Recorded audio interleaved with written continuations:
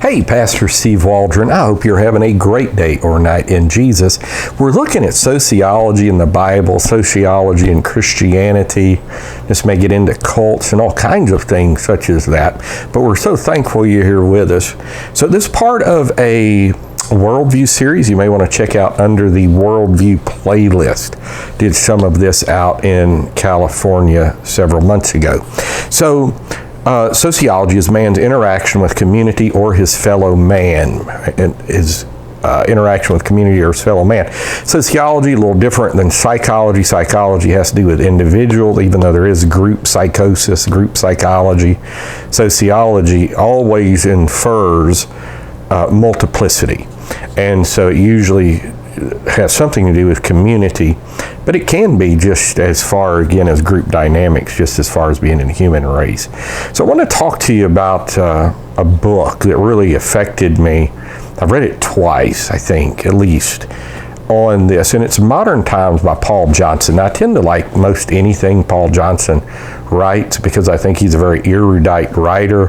He's very engaging, extremely factual. I read like Karen Armstrong on God. I like that, but Johnson just seemed a little deeper, a little flowed better, but profound insights. And I really like books where I get a lot of information that's easily digested in a little bit of time. So I guess that's what we all want. So Paul Johnson in Modern Times kind of opens it up, saying there's been two great things from science that have affected the modern world. And one is the Heisenberg uncertainty principle of quantum physics. And basically the uncertainty principle is, and Einstein really fought him on this. You've probably heard Einstein say God doesn't play dice. He was actually going against Werner Heisenberg in that. I think he won the Nobel Peace Prize, Heisenberg, in like 1932 or something. But anyhow, it's been a year since I studied that. But anyhow, and so you can either know where an electron is, but you can't know like direction and speed it's moving, or you can know direction and speed, but you can't tell exactly where it's at, basically, is what it is. I'm sure people that are much more up to date on it, this has been 10, 20 years ago, I was dealing with all this, can go into far more specificity.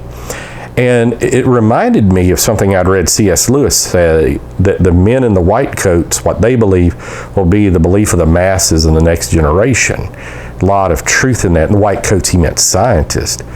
And so then he went into, Paul Johnson, the theory of relativity, that if there's no longer Newtonian absolutes, in a sense, or at least some of them, but things are relative, then this would go into our situational ethics. And it really came to culmination with Simon Fletcher. Is it Simon Fletcher or Joseph Fletcher? I forget. Joseph Fletcher, maybe. With situational ethics, he wrote the book in the 1960s.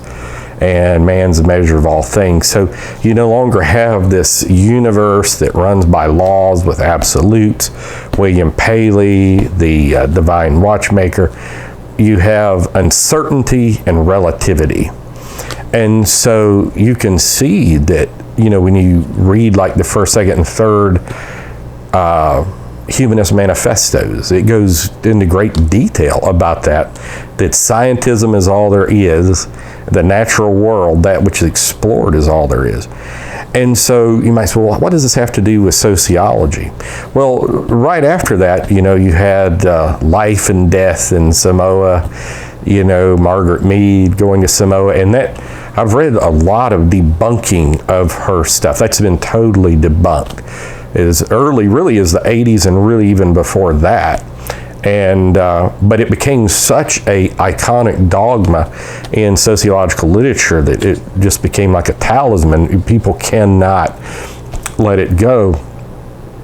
And that there was just uncertainty in morals, and that things, the ends justify the means. And as long as you're sincere, you can use bad means to come to sincere ends.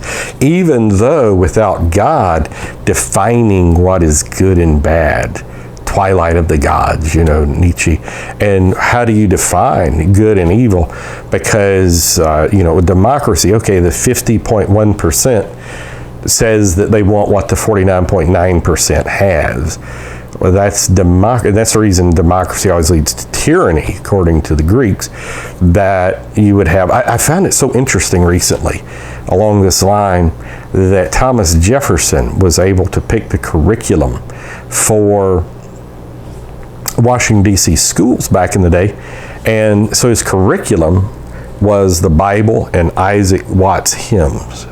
The Bible and Isaac Watts hymns, because they went religion first, morality second, learning was third. You had to have a foundation of truth, religion and morals and ethics before you could have the right interpretation of knowledge, which goes into like 2 Peter chapter 1.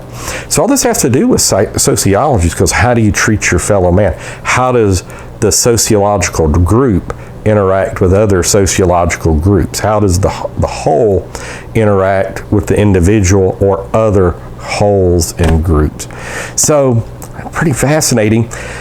So we'll continue on in this series. Thanks for being here. Check out our other videos. We have stem to stern over 5,000 videos on various subjects. We're just appreciative you're here. Hit the bell notification, subscribe, share on social media, and share with your friends, family, church family. God bless you. Bye-bye.